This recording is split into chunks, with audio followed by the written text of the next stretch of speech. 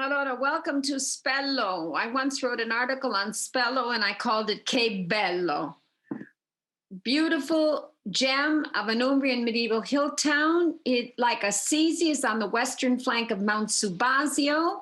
It is built in the pink and white limestone quarried on that mountain. You can see the pink tones right here in this photo. Like Assisi, these are the two pink limestone towns of our Umbria. You'll notice in this photo 3 bell towers, topping 3 of the medieval churches of Spello, and those 3 bell towers and those churches are probably on the site of former Roman temples because they line the main street of Spello, which is actually right on top of the previous Roman road of Roman Hispellum. Before the Romans, there was an Italic tribe called the Lammonia tribe settling on this mountain as of about 600 BC. When we talk about the ancient history of Umbria, we do remember that the Etruscans settled west of the Tiber River. And the 2 main Etruscan cities of Umbria are Perusia, called Perugia, and Velsna, which we know today as Orvieto. East of the Tiber were Italic tribes. So Assisi was Umbro, we'd say. Spello Umbro. Umbria comes from the Greek word ombrikos, meaning native indigenous people. Not much is known about them. We know far more about the glorious Roman period of Spello. Spello still today opens to the outside through 5 Roman gates.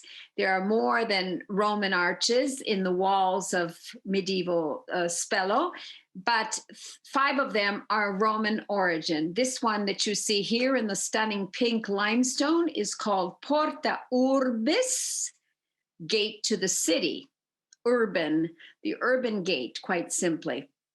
And flanking it are sections of the Roman wall.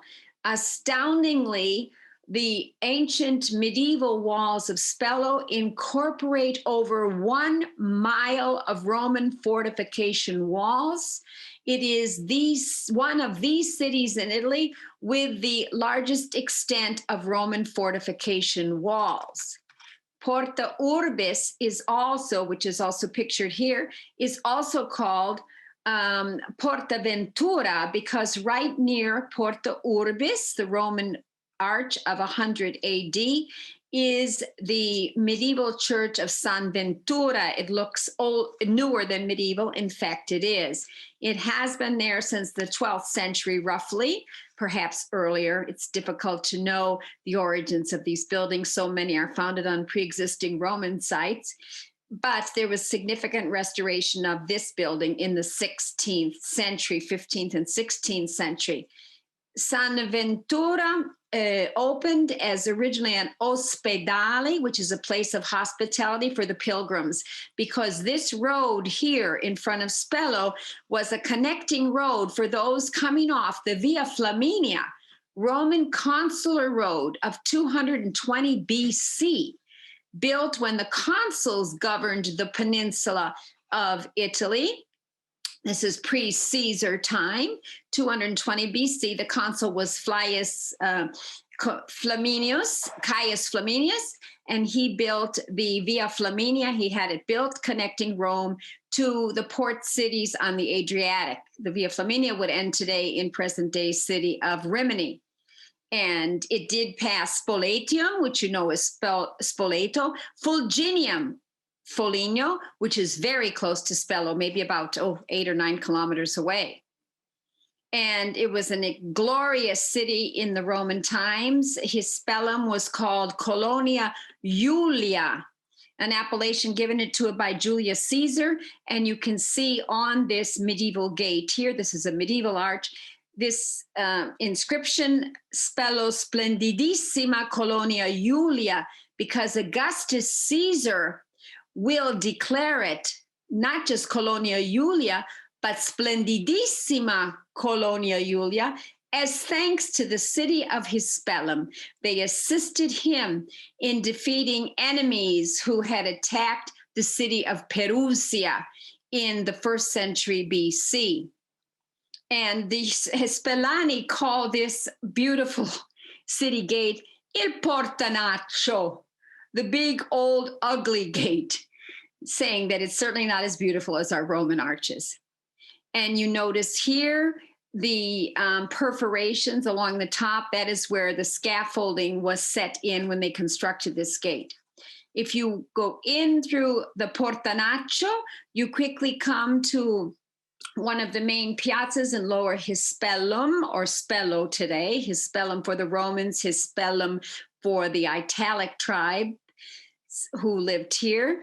And this is called Porta Consolare. You can see here the magnificent pink limestone. It's a Roman city gate of about 60 BC called the city gate of the consuls. The consuls were elected officials who governed the territories for 1 year. Over the arch, the Roman arch of the 1st century BC, we have 3 consuls, statues of 3 consuls, it's thought, except the one in the middle is actually a female figure, and there were not female consuls at that time. These statues were found near the ruins of the Roman theater in the 16th century, the Roman amphitheater, pardon me, not theater, which is just outside the city of Spello, and they were put over the arch in the 16th century. Here you can see some of the Roman road, which heads right through the arch. This is from about 100 AD, these sections of Roman road. The photo on the left would be taken from under the arch, looking outwards toward the piazza, which is interestingly called Piazza John Fitzgerald Kennedy. And the photo on the right is the Roman road as we see it going through the arch and up into the city of Spello. This is a beautiful backdrop, this Roman arch, for the magnificent Infiorate festivals, which I've talked about in a past lecture. The flower petal tapestries, over 80 of them, are laid out in the streets, the piazzas, the narrow alleyways of Spello to celebrate Christ carried through the streets. This is the feast of Corpus Domini, the feast of the body of Christ, always 60 days after Easter. And under that canopy, the bishop is walking. He's holding a monstrance. He's in the white cloak. The monstrance, meaning to show, mostrare, as in demonstration, all coming from the Latin, shows to the people the consecrated sacred host. Flanking him in their yellow tunics are the confraternity members. They date from the medieval guilds. This confraternity is particularly the confraternity, actually, of the Holy Eucharist. And look to the left, look to the right, you can see the proud carabinieri in their dressed uniforms with the plumed hats. They will assist festivals, presentations, the Feast of St. Francis, the people in festivals, religious as well. Is there separation of church and state in Italy? Well, more or less. But this is Italy after all. Here we see a wonderful representation of another Infiorate in front of Porta Consolare. This year that this was done, which is some years ago, won first prize. The hands in the middle are holding a paten, and on the paten is a consecrated host. Another Infiorata on the right in front of Porta Consolare. Another beautiful Roman city gate is Porta Venere, and this was the exit from Spello to the west. And out this gate, people would take a walk to a sacred site just west of the town. That is the site of the temple to the goddess Venus. If you went out this gate and headed west in about 9 kilometers, 6 or 7 miles, you'd also be in Assisi. You could see out the gate the Valle Umbra Nord, the Umbrian Valley, which stretches out below Spello and below Assisi. The gate was made of travertine. That's a stone arch of Roman travertine. Perhaps the travertine was floated on barges down the Tiber River, because there were not travertine quarries in the area of Spello. The name Porta Venere is given to this arch in the 16th century. It's said about that time they found a statue of Venus surmounting this Roman arch. you can look to the left and right of the Roman arch, and you see two towers in the local pink limestone. They're 12-sided towers. They are medieval, added later to the arch. And in this photo, you can see an elderly woman of Spello who's out taking a walk with her caregiver seated next to her. Quite a walk to walk through Spello with all the ups and downs. One of the reasons the Italians are the longest lived people in the world among them. They're just behind the Japanese in longevity. Part of the reason we've talked about in past lectures is Mediterranean diet, I think close family ties, but also walking these hill towns. And here you see one of the towers. In 2014 it was, or 2015, there was a public competition for restoration of the towers. My husband Pino bid on this project. He dreamed very much of having the opportunity to do the restoration of the towers of Spello's Porta Venere gate, and he missed the bid by one place. He was second. His bid was just a little bit too high. These two medieval gates, by the way, flanking Porta Venere, are called the Torre di Properzio, Spello's claim as birthplace to the Latin poet Propertius, 1st century AD. Ask the Assisiani, they know where he was born, in Assisi, of course. But for the Spellani, he was born in Spello. Now, walking out that medieval gate, one arrived at the temple to the goddess Venus. It no longer exists, but on the site of the temple to the goddess Venus is this beautiful villa with a Renaissance garden, a giardino all'italiano, Villa Fidelia. This is an 18th century structure. And it, as of the 17th century, the wealthy Urbani, a noble family of Spello, decided to build a villa near their countryside lands. They had created a vineyard and olive groves and so forth on the terraced slopes, the slopes terraced by the Romans.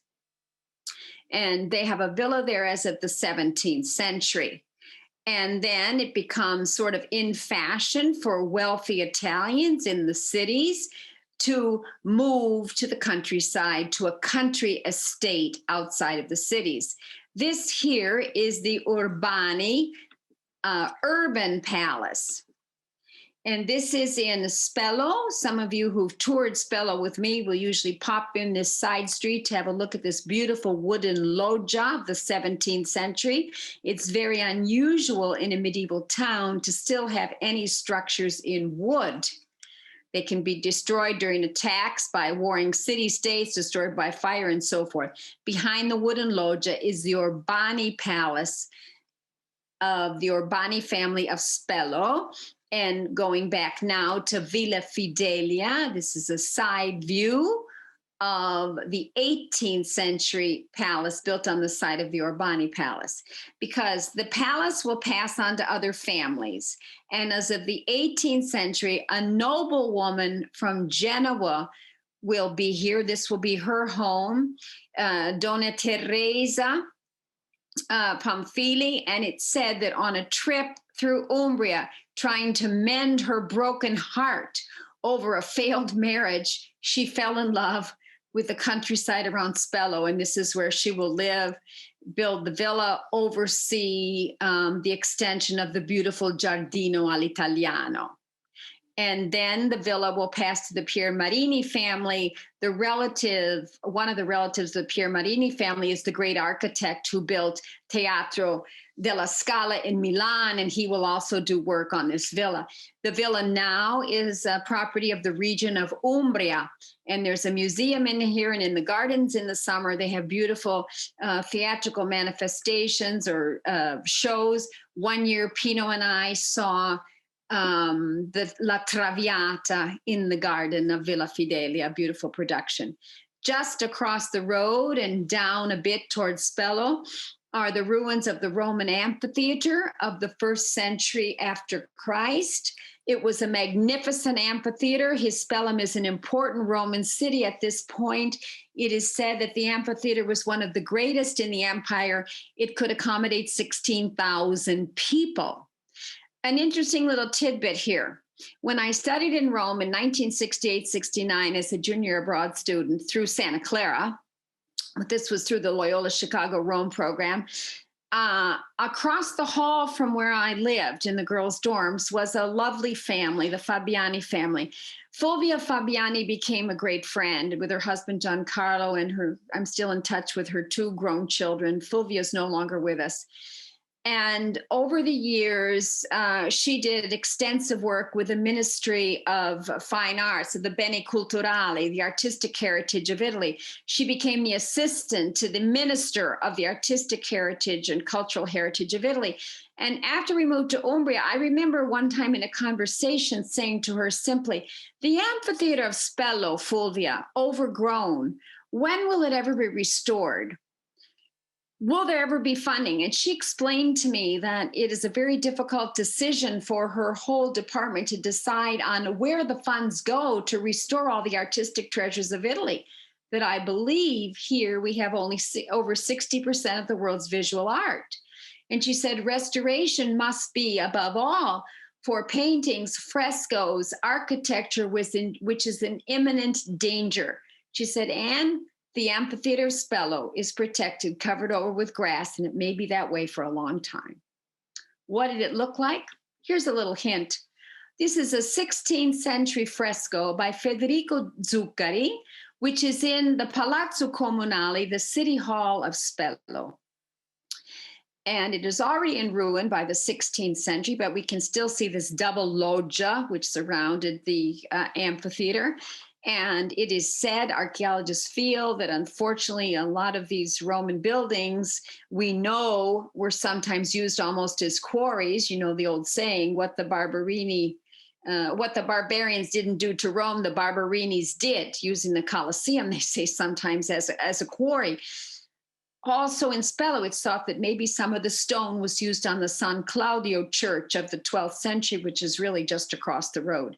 We do know for certain that by the 18th century, some of the stones of this Roman amphitheater were being used as foundations for the new road, which was being built between Spello and Assisi. In this image here, we have an idea of the Roman structures of Spello, which are outside the wall. To the right, you can see the amphitheater. The blue circle is around the 12th century church of San Claudio. It is said to be built on the site of the Roman baths. Archaeologists also believe that possibly a cemetery for Christians was built there after the reign of Emperor Constantine, who allowed freedom of religion in the empire with the Edict of Milan of 313 AD. If we look at the orange circle, we see that this is the location of the Temple of Venus. It's now a convent, and this convent is just behind the Villa Fidelia, which is this red ring, and there was a Roman temple on that site as well. And then the green ring on the lower left is a temple of Gens Flavia. This was a temple erected under the Emperor Constantine in the 4th century. There's a little church there now, which was part of the families that own Villa Fidelia, called San Fedele, the little church. Site of the theater. We're not sure, there's no evidence of it, but archaeologists believe that the theater, which they certainly would have been probably here close to the amphitheater area. Now, the section of wall you're seeing here on the left is a section of the amphitheater wall. This would be the exit from the amphitheater. Just across the street is the little church of San Claudio, 12th century. Again, some archaeologists feeling wouldn't it have been handy to use some of the stone of the amphitheater to assist in the building of this medieval church. It's a lovely gem of the 12th century, one of the oldest Romanesque churches in Umbria, in our area. Typical of the Umbrian Romanesque churches is this use of a double arch over the portal, because one arch is pink limestone, the other one slightly set back is the white limestone. And those arches are also over the B4A here on the right and the left, bipartite windows. We definitely know this is Romanesque. Look at the round arches. We remember the Romans built with the arch, hence Romanesque, building like the Romans. An exquisite gem of a rose window, very simple, very, very simple, very ancient. This is a 12th century rose window. And the bell tower. Typical of the Umbrian churches, especially the small country churches, was the bell tower a vela, like a veil. And you get a better sense of what that means if I show you a view from the side. See, it just seems to be a draped veil, if you will. It almost doesn't have full three-dimensional perspective. So this is a side view of the Church of San Claudio. If you look up the hill, you can see a tower. And this tower is scaffolded in this photo. I took this photo before 2017. Pino's team was restoring that tower at the time of the 15th century, and it was still scaffolded. I'd like to point out the copse of trees next to the tower. And here you get another view of the copse of trees next to the tower. This is before the restoration by Pino's team, my husband Pino's team, of this 15th century tower. The copse of trees here would be the site of the former Rocca, a fortress built by Cardinal Gilles Alvarez Albornoz, assistant to the popes in the 14th century, who ordered these mammoth fortresses at the top of many of the hill towns, papal defensive fortresses. It is very similar to the one which is towering over Assisi. This is our Albernosian fortress of the 14th century. And the one of Spello no longer exists. It would have looked very much like this, as does the one of Spoleto, which is still existing today. Another Albernosian fortress can be seen in the beautiful medieval hill town of Narni. Now, near that fortress, which we'd seen up on the hill, and there it is in the background, is the Roman arch, dedicated to Augustus Caesar. This is of the 1st century AD.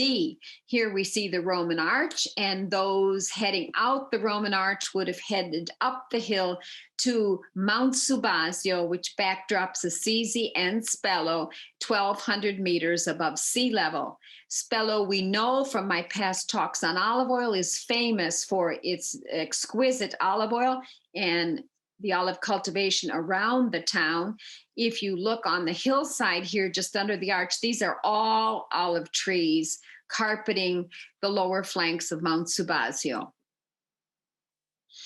On the left is a photo of Pino's building team. That's him at the bottom there with his white hair and ponytail.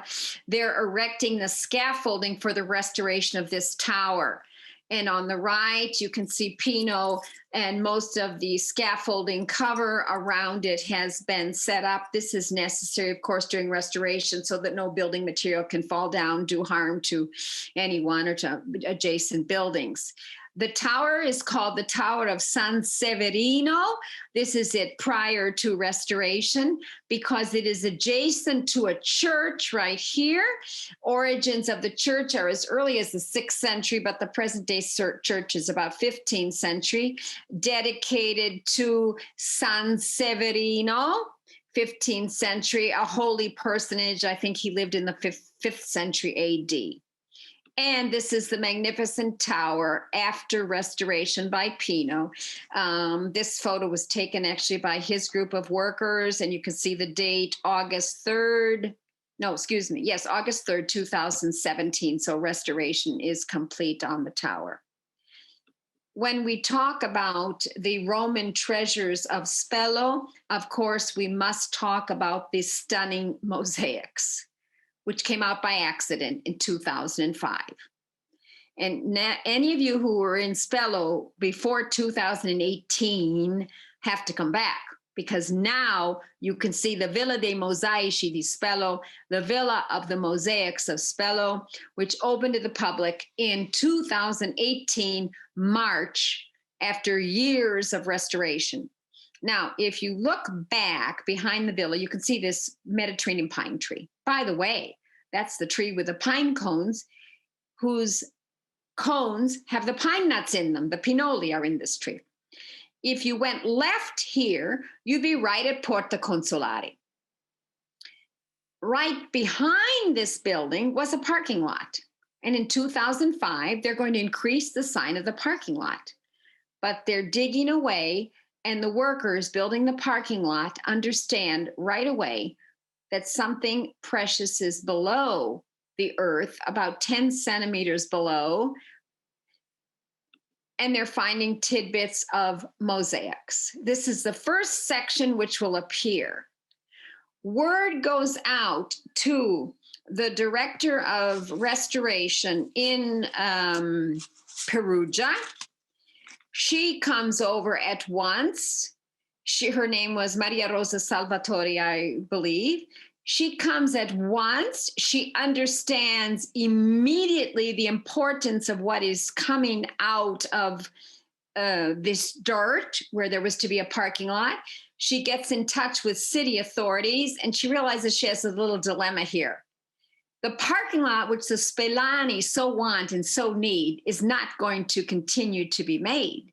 She's in touch with the city authorities. They understand immediately and respond affirmatively to her words, which were at the time, you may need a parking lot, but you will have instead a tremendous resource.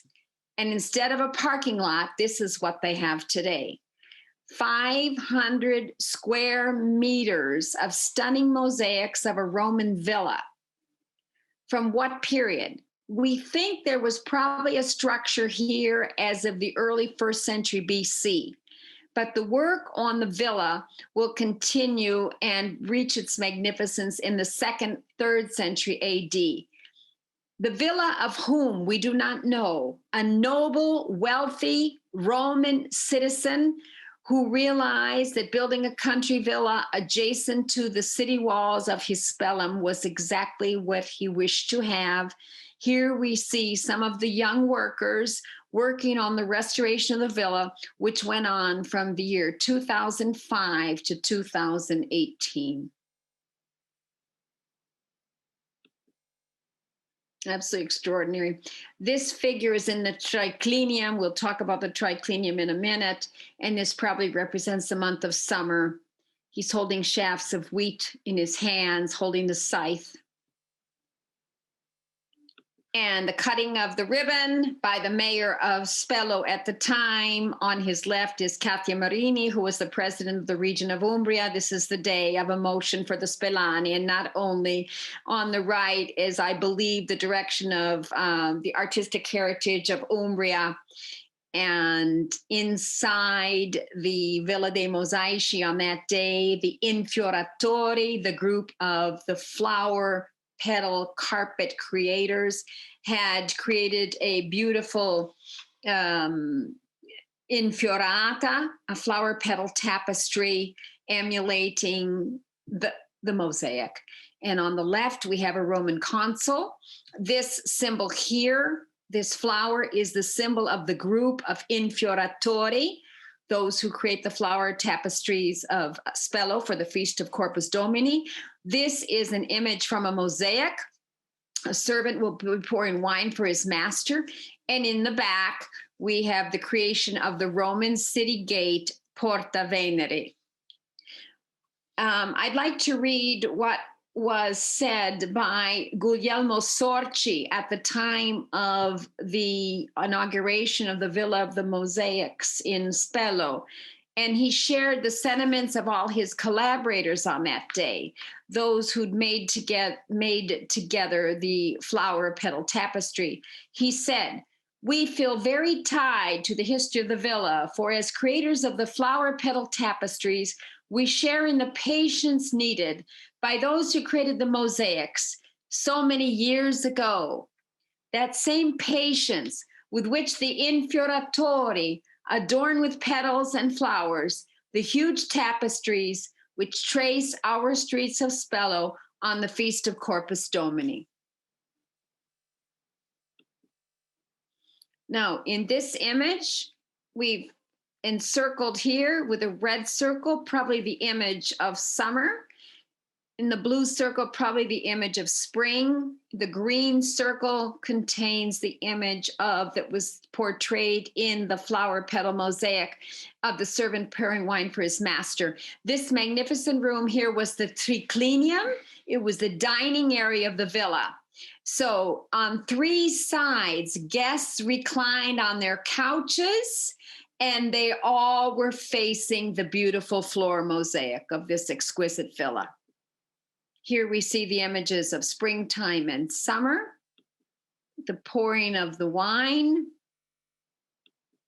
and part of the exhibit of the Museum of the Mosaics, the Roman mosaics, is a video which I'd like to show you, which is displayed. Rick has edited this for me. Thank you very much. And this video is shown in the Villa dei Mosaici.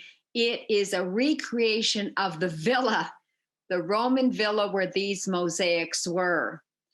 And the work done by the staff of the Villa dei Mosaici is extraordinary. They have wonderful programs for the school children in the villa. They will start by talking about the villa as it looked, showing them this video. This is the interior with the mosaics on the floor. They talk about how the walls of this stunning villa were frescoed, what the Romans used for heating, how they cooked their food, how the servants served, where the places were where they slept, etc. In this room there, you could see the amphoras which held the wine and the olive oil. And when the staff works with these school groups, they first give a full presentation of the Roman history of Umbria, and then use the story of the villa to illustrate the Roman history of Umbria and to illustrate to the children how the people lived actually in the Roman times and what daily life was like in Roman times. And excuse me, I just wanted to show you this first. This is one of the programs developed by the workers of the Villa dei Mosaici. These are children here. You can see the young woman who works in the Villa dei Mosaici. She's explaining the history of the villa to them. In the background behind her are the mosaics, and the children will then make together mosaics, which they'll also take home.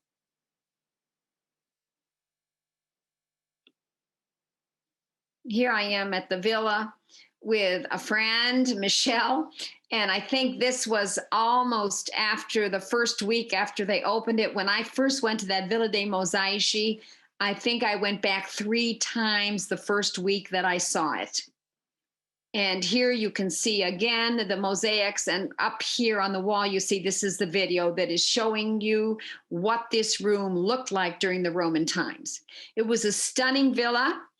And again, 2nd to 3rd century AD. And as of the 4th century AD, the Rescrito di Costantino will affirm the beauty, the wealth of the city of Hispellum.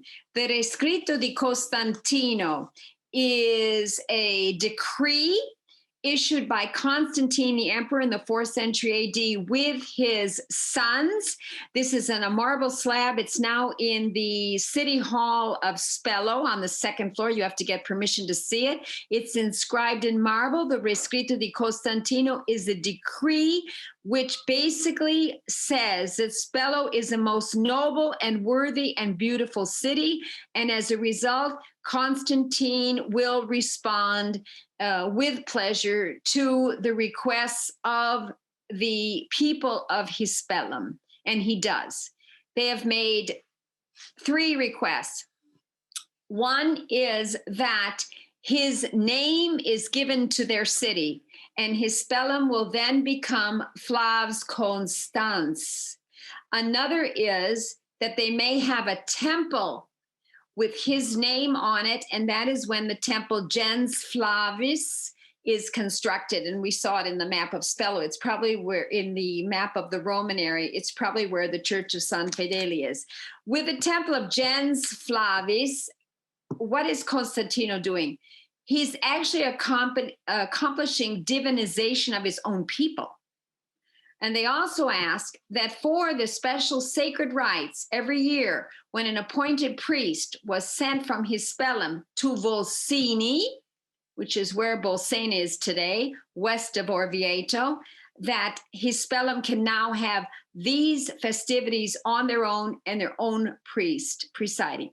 And all this is granted in the rescript of Constantine, 4th century AD, on marble in the city hall of Spello, and there's City Hall. You could see the medieval part of the building, the lower pointed arches, much of it restored over the centuries, however. The Roman history of Spello is also evident right outside the Church of Santa Maria Maggiore, which is a church of, it's hard to know the dates actually, 12th century on. And this is an important church in Spello for the stunning Renaissance frescoes we're going to see inside. But it's also an important church for this reason. It's one of over 100 churches in Spello. In the Middle Ages, there was a population of 2,000 people. Today, about 8,000. There were 100 churches. 22 of them were dedicated to the Blessed Virgin. One of them was this one, Santa Maria Maggiore, so it must have been the most important of all the Mary churches. This was the Mary Major Church. The bell tower, inside there are 2 bells, and they're in bronze, and they were done by a master bronze maker, bronze artisan of Spello, Bencivegni, and they're inscribed. And I read about this the other day, and I found it actually quite charming. Inscribed in the bell, inside that bell tower, made in the 13th century by a master from Pisa, is this inscription. The master of Pisa made this work as a devout offering, as a spontaneous act of love for the Lord, as a symbol of the liberation of the area. So it is a thank you. The area was liberated after its attack by Henry IV in the 13th century, and this bell is his offering of thanks for this liberation. At the base of the bell tower are 2 columns. They're fluted columns. They're Roman columns. They might have been columns of the temples, which were in the place of where the church is now. A temple, there was a temple dedicated to Vesta, temple to Juno. What's a sacred site is always a sacred site. We don't know if they were columns of the temple, however. And you could see the door of the Santa Maria Maggiore church on the left. It is a Baroque doorway, replacing the original medieval doorway. All that remains of the medieval doorway is the beautiful sculpted door jamb in white limestone of intertwining vegetation surrounding the door. Above the door is the image of the Blessed Virgin in the architrave above the door, above the architrave. And this is dedicated to 2 episodes in the Virgin's life. Her birth, September 8th, it said, and her Assumption, August 15th. So this is the Virgin assumed into heaven. As you go in the church, if you look to the right, you can see another splendid Roman artifact. This was a Roman funerary monument of the 1st century AD. It is now a holy water font. But we particularly want to see in this church are the stunning frescoes of Pinturico in the chapel to the left. But before we go in to see the Pinturico frescoes, I'd like you to note the tribune over the altar, tribuna. It's also called a ciborium. It will become more elaborate. Then it's called the baldacchino, like the one in St. Peter's in Rome. What are these? They're fixed structures over a sacred site, which is the altar in this case, replacing the canopies, which were carried over emperors and lords and kings in procession, and carried over the Christ host during the host, which is Christ, during the Corpus Domini festivals of Spello. Let's go into the chapel. And see the magnificent Pinturico frescoes. He frescoes here starting in 1501. He seemed to be a little man. His name means little painter, Pinturico. He's small in size, though not in his capacity to paint. He's a master of Renaissance art. He's a contemporary of Perugino, contemporary really of Raphael. Let us remember that in Umbria, in this period, 3 masterpieces were taking place at the same time. The Signorelli frescoes in the Cathedral of Orvieto, the Perugino frescoes in the Collegio del Cambio in Perugia, and Pinturico's masterpiece in this chapel of the Bagnonis called La Cappella Bella, the beautiful chapel. Before we talk about the frescoes, I'd like to talk about the ceiling and the floor. On the ceiling, we don't have 4 saints because this is a Renaissance building.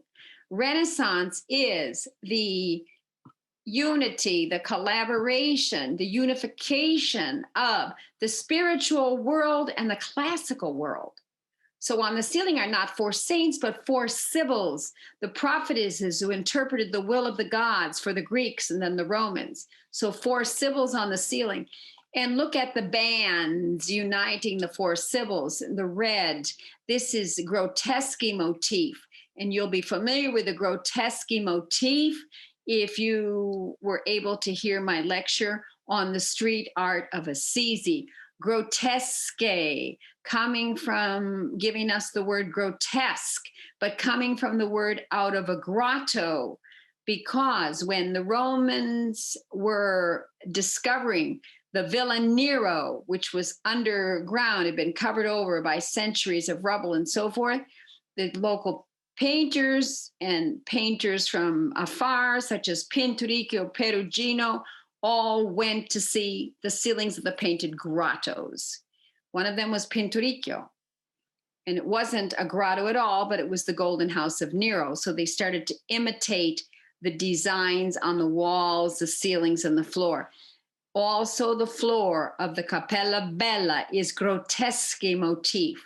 This is a beautiful floor of Deruta Maiolica of 1566.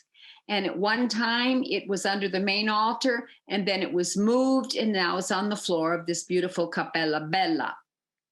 The first fresco, as you go in on the left, is an Annunciation. You can see the Virgin Mary. She's been asked to be the Mother of God.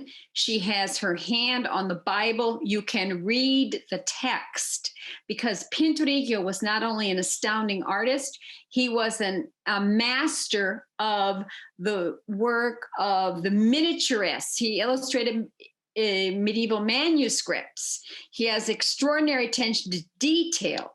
And I wish you were close enough to see the lectern. That is all carved wood with a grotesque motif. But you could see the grotesque motif. It's backing the Virgin in the pilasters of that mauve lilac color there. She's been asked to be the Mother of God. She puts her hand on the book as if to say, she affirms the Old Testament prophecy that Christ will be born of a virgin in Nazareth.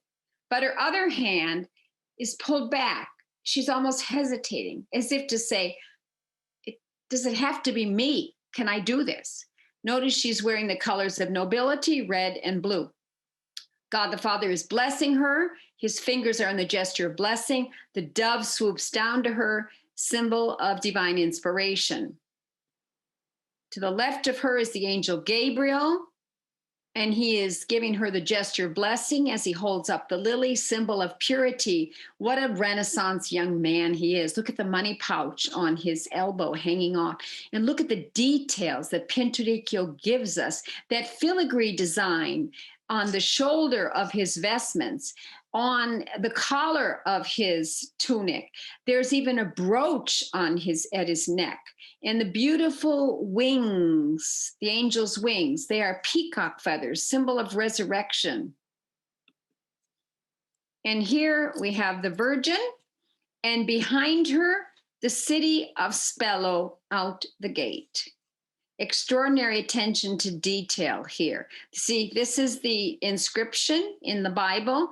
This is her lectern with all the grotesque work. This is inlay, and this is all sculpting. And then out the gate is the city of Spello on the hill. This is probably the medieval gate Portanaccio. This is probably Porta Consolare, which we saw that Roman gate, but he's embellished it. It now is actually like the Arch of Titus in Rome, even more elegant, therefore uplifting the city of Spello to a whole other level. His portrait is to the right behind the Virgin, and there he is on the wall. He's signed it, and he signed it as Bernardino, painter of Perugia. His real name was Bernardino di Betto. Bernardino already tells us he was a short little guy. Look at the stunning grotesque motif decorating the pilasters and the great sense of perspective here. We have a lot of symbolism here in this self-portrait. Hanging under his self-portrait are coral beads. Some of you who heard my past talks know very well that coral keeps away the evil eye, the malocchio, and tied to the coral beads are his paintbrushes. So this is a wish that nobody who's envious or jealous of him will hex him by ruining his painting. And then above him, and look at the shading here of the drapery hanging down. I think he hung up this just to show off, really. There's a book, open book here. I think his way of saying this was done by someone who is an intelligent person. The candle, could it mean I worked long hours? A little bit of red wine. Maybe I took a break. I went next door to the Enoteca Properzio, where you can taste fine wines. And some of you have probably been there with me on my Spello tour. And also, after that portrait of Pinturico, I want to point out a couple details in the exquisite nativity, which is right in front of you as you enter. So let's go back to a photo of the Cappella Bella. We talked about the Annunciation. This is Pinturico's self-portrait. And now right in front of us, we have the beautiful, rather than nativity, we must call it the Adoration of the Magi. Choir of angels singing above.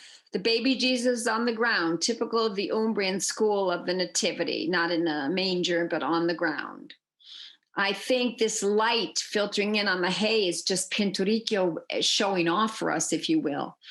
This isn't a rundown stall at all, but this is a stall with the roof held up by elegant columns, and they're all incised with stucco work and grotesque. Behind the Virgin is the fig. Fig is symbol of eternity because it will grow out of the ground. It will grow out of nothing, really. Roses here, symbol of divine love.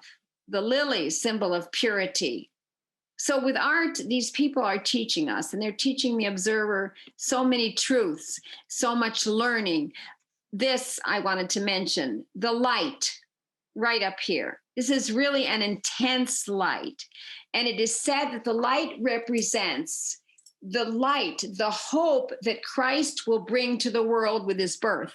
And look at the light above the landscape. There's even two people on horseback riding up the road here. Again, Pinturico's extraordinary attention to detail. The Magi come with their gifts. Renaissance men in elegant outfits. They even have their greyhound with them. And here's a detail of the faces of the Magi. And some things to point out in the nativity. Many symbols of Christ's forthcoming crucifixion. On the roof, crossed roof beams, symbolizing the crucifixion. Peacock, symbol of everlasting life and resurrection. So he will die, but he will rise. Crossed roof beams on the ground. These were crossed roof tiles, crossed roof beams. Next to Joseph, bread and wine, probably symbolizing the bread and wine that he will share with his apostles at the Last Supper, saying, this is my body, this is my blood. Or it could represent their foods ready for the flight into Egypt. Just behind the Christ child, the angel holds a golden tapestry, on that tapestry is a cross. You can see it more clearly here, the cross behind the Christ child. Up on the cliff, the shepherds are watching their flocks when an angel appears to them saying, go to worship the Christ child. This shepherd is playing his bagpipes. Here, there's a battle going on the cliffs. This is the Bayonne Shield, and it's the Bayonne family that will sponsor this work and pay actually Pinturico, that is Trollio Bayonne, who was prior of the canonica, or the groups of priests who were attached to the Church of Santa Maria Maggiore. And the ring here I put so that you can see, look at the detail here. There's Roman statues at the top of this tower. And we want to notice the beautiful detail in the angel praying near the Christ child and the Blessed Virgin. Please notice the transparency of her veil. You can see through the veil her skin, her cloak, her hair. Masterpiece of Pinturico. This is probably his greatest masterpiece. The Cappella Bella, or called Cappella Bayonne of Spello. Then to the right in the Nativity is another important episode in the life of the Virgin, because this church is dedicated to her. So we have three important events in her life: the Annunciation, the time she becomes the mother of the Lord, and here, that desperate moment when the Christ child is lost. He's about 12 years old. He's found preaching to the elders in the temple. His parents are frantic. And he's not really in a temple here. We're in the Renaissance, so we have a classical building behind him. This is a church in the round on the Greek cross plan. This is probably the emulation of Pinturico for a great contemporary of his, a great architect, Bramante. And about the time he was painting in Spello, Bramante was probably working on his sketches for the magnificent church in the round that he will be constructing outside Todi. So we have a classical building, and in the niches, we're relating again to the classical world, uniting spiritual and classical world, are not saints, but deities, the goddess Minerva and the goddess of Abundanza. Now, look at here. I must mention this too. Mary is tugging on Joseph's tunic here, as if to say, what's he talking about? Joseph is saying, I have no idea. Neither do they. Look at them. They have no idea either. They've thrown down their books, their symbol of knowledge. Of course, the Hebrew elders would have thrown down scrolls. But this is 16th century, 1501. Books are extremely important. The first printed copy of the Divine Comedy was printed in Foligno just about, I think, a few decades before this fresco was painted. So great, importance, therefore, on books and printed books at this time. Now, in this fresco here on the left is the patron and his treasurer. The patron is Trollio Bayonne. These are definitely portraits because, see, these are kind of stylized faces done again and again. Not these. These are portraits. This is Trollio Bayonne in black, the habit of the prior. He's the head of the group of priests associated with his church. And with him is his treasurer, Ugolino, holding a pouch full of money. And I think he's letting us know very well that he can afford to pay Pinturico. Where's Pinturico? There he is, right there, self-portrait. He's letting us know that he's the painter. Not only has he put his self-portrait in the Annunciation, his self-portrait is in this scene as well. These are two details of the scene, a turbaned figure observing and the Christ child, just to show you the extraordinary detail of which Pinturico was capable. Look here at the earring, the shading, the beautiful turban, the delicacy of the embroidery on the neckline of Christ. And here we have Pinturico again. He's making sure we know it's him. He's peeping over the shoulder. And there he is again. This is his signature. And in the background, again, a classical statue. This is Minerva. And off to the right, I just showed you Pinturico. That's his signature. I wanted to point out these three women. They probably represent the three ages of man. Infancy or youth, infancy, probably youth, old age. But this woman is an interesting figure. She is probably the old lady of the cross. This was a local Spello legend, which I think Pinturico enjoyed very much, and we put her in here. It said in the Middle Ages, she fanned malicious rumors among two warring factions of the town, taking great delight in seeing them go to war with each other. Well, years ago, when I was in the church in Rome by Pinturico, which is the fresco of San Bernardino's death, I looked with astonishment in the right-hand corner. I said, that's the old hag of Spello. They call her La Vecchia Donna della Croce. There she is. He even put her in the fresco in Rome. And before you leave the church of Santa Maria Maggiore with the Pinturico frescoes, you want to notice this tribune over the altar, and there's a little bit of a close-up for you. This was done by Rocca da Vincenzo, and this is early 16th century, a very cleanly classical structure. Sort of reminiscent of the Pantheon in Rome, if you will. It's imitating a Roman temple, although it is a covering over an altar like a canopy. And in a little chapel here to the left is another Pinturico. It's a fresco of the Madonna and Child by Pinturico. So this is a church of treasures. Then you walk through the beautiful back streets of Spello. And these photos were actually just taken in the fall, late fall, 2 weeks ago. But if you come back sometime for the flowering times of May or April, you'll see scenes like this in the back streets of Spello. This is Spello springtime. Those of you who've been there, I hope you're getting nostalgic looking at these. And we're going up to the Church of San Lorenzo, 12th century, modified over time. The original church this was probably the rose window for the 12th century church. It's very changed. They make an addition to it.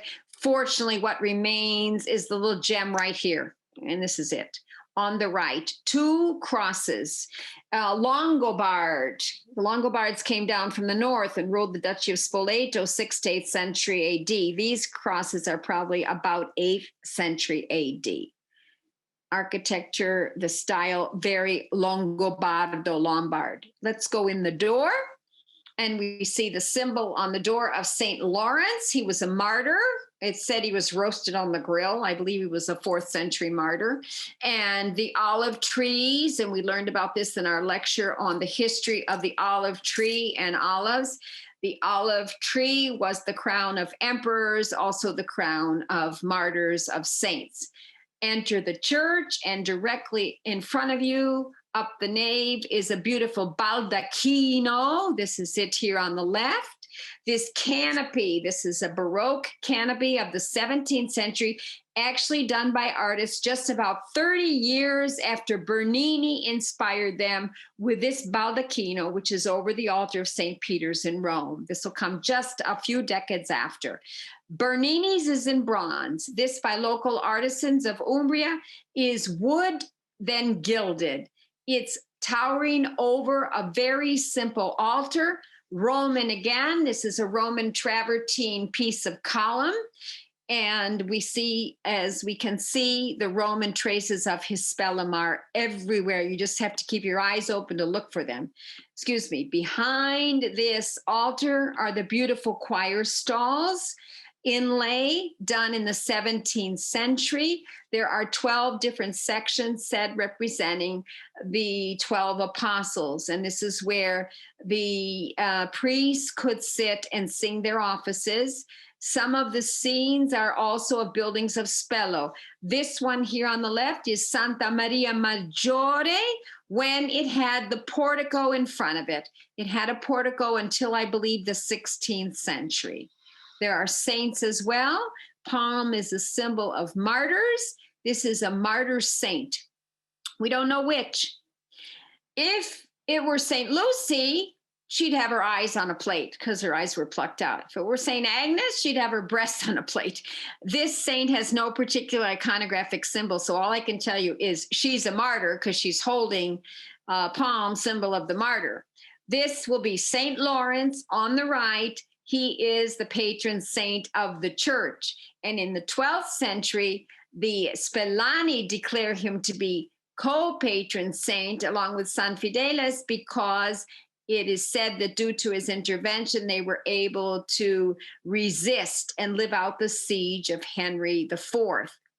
Now, in this church of San Lorenzo, for the Infiorate this year, 2020, this is where the Spellani created their one single flower petal tapestry. Not over 80 of them this year, one. And it was created, I believe it was June 10th this year, Corpus Christi, Corpus Domini, right in front of the baldacchino. You can see sections of it here, this beautiful canopy. And it was a very special event because this was their arrivederci to their bishop. That is, Bishop Gualtiero Sigismondi was the bishop of Foligno for over 12 years. And he has been appointed by the Pope now to become Bishop of Terni Orvieto Diocese. So he will be leaving. I think in many ways this ceremony was their goodbye to him. He was a very much loved bishop. You can see the design planned for this Infiorata right here at the base of the pulpit. And the scene represents a woman is launching, she's the figure in white, doves of peace. One will arrive right here at Christ. Christ is done in blue cornflower, white daisies. The sun here is done in yellow broom with some orange calendula. And this symbolizes the unity of peace with Spello in Orvieto, because it is in Orvieto that the Feast of Corpus Domini is mandated by Pope Urban IV in the summer of 13th century. And here you can see the Infioratori who created the masterpiece. There were 20 of them. They worked 5 at a time in the church, always fully masked. Here they are preparing, with help also from elderly people in the evening, preparing the flowers. Here, you can see flower preparation here. Now working in the church, laying the flowers out on the drawing. And you can see these young women here working on the sun with the yellow broom, the orange calendula.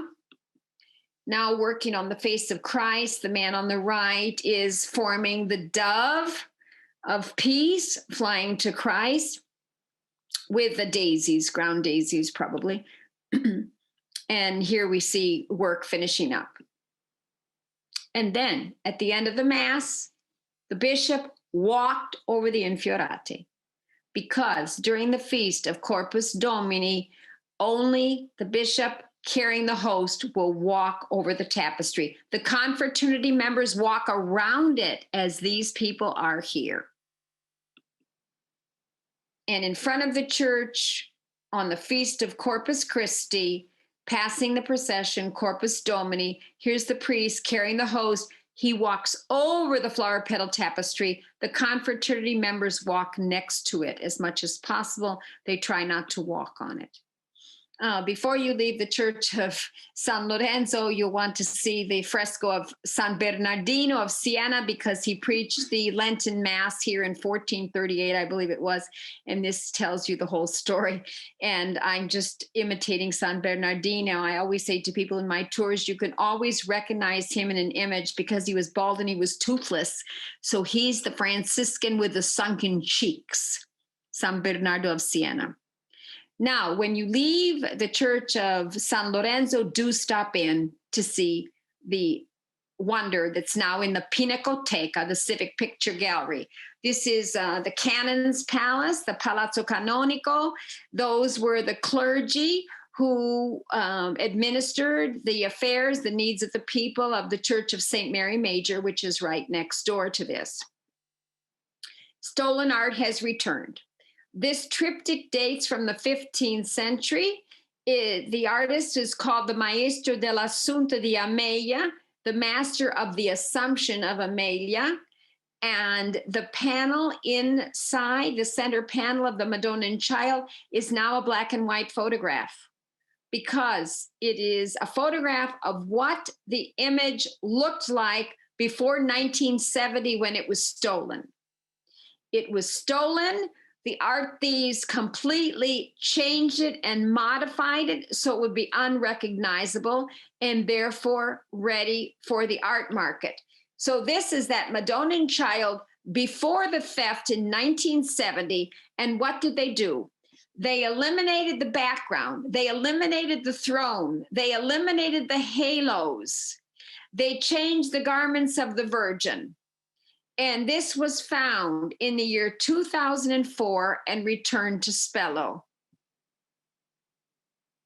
And she's back now. And this is the Madonna as she has been changed by the art thieves. And all the pieces have returned to the triptych because not only the Madonna was stolen, other parts of the triptych were stolen as well. The Adoration of the Magi and the presentation in the temple, Adoration of the Magi here, presentation in the temple here. They were found in France in 1992. The nativity scene was found at an auction in Switzerland in 2006. So now all these pieces have come back and the Madonna has come back, but they have left here in the center the picture of what she looked like in 1970 before theft. This Madonna was attributed for many years to Pinturico.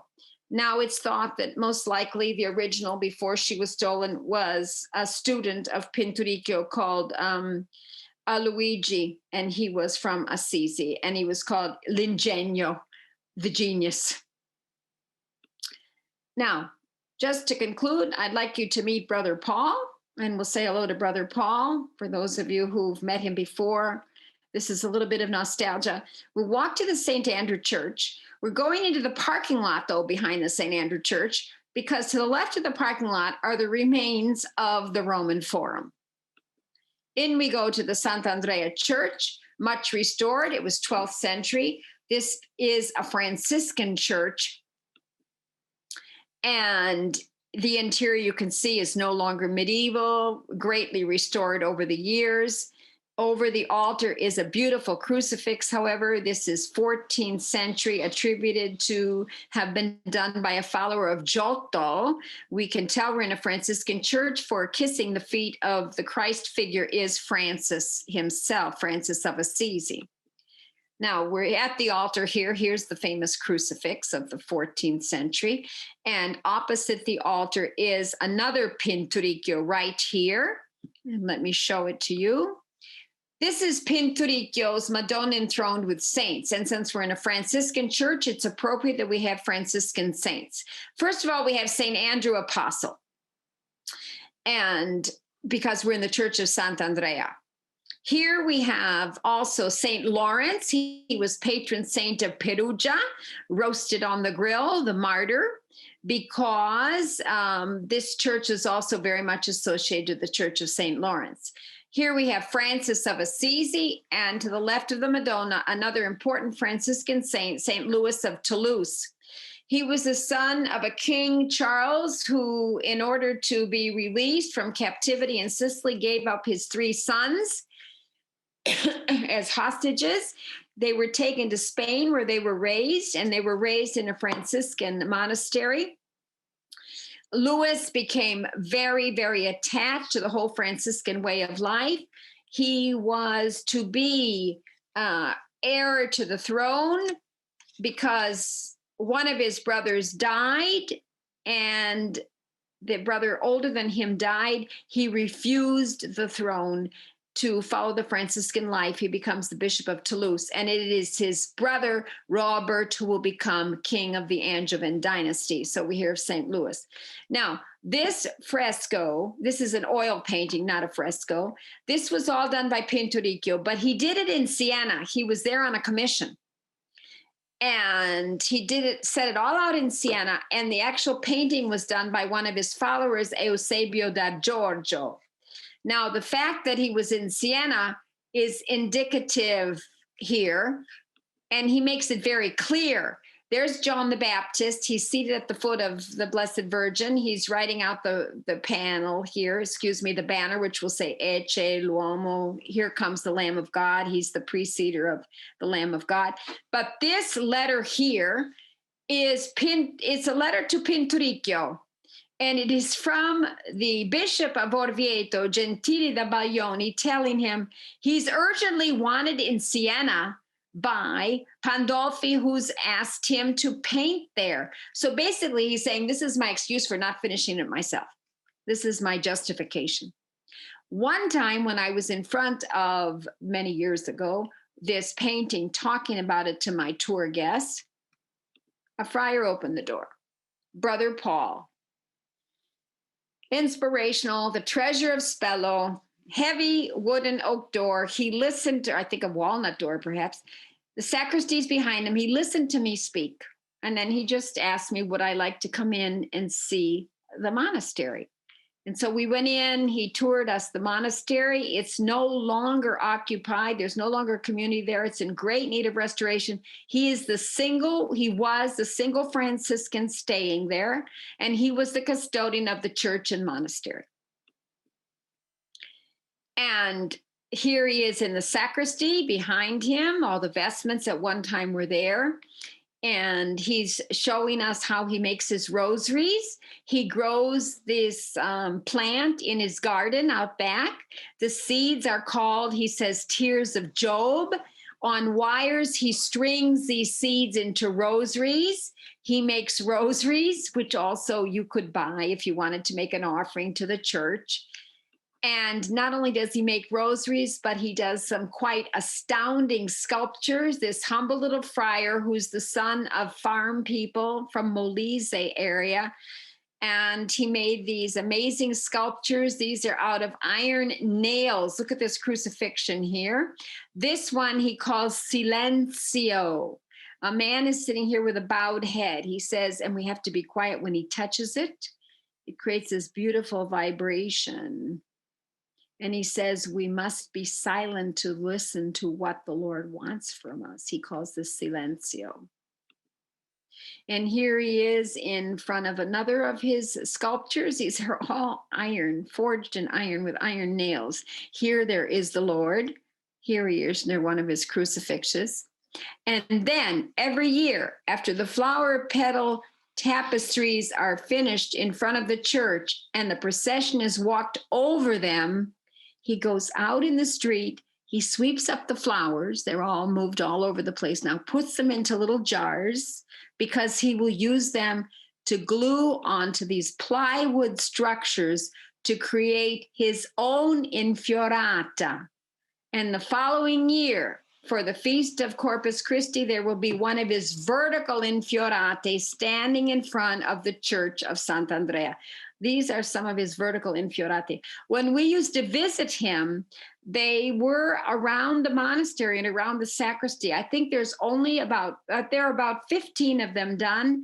They must be creating and thinking about creating a museum for Brother Paul, Fra Paolo, as he called, this extraordinary Franciscan. He has been for many years taken care of by the Franciscans in Foligno. He's not well, and I called the other day, and alas, he has had a stroke.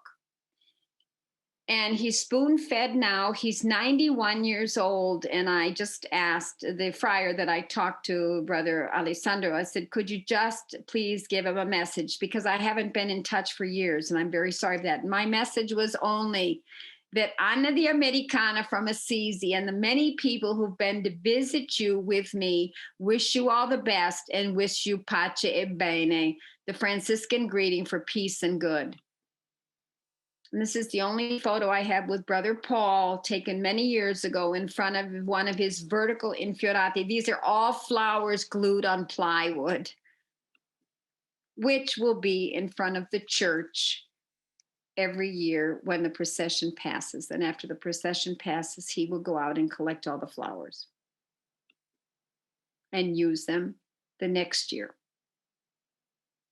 So I hope when you come back to visit in Umbria, I'll be able to tell you that they finally decided to create a Museo Frate Paolo in Spello. Grazie. And now we will unmute you, and I'll be happy to take any questions.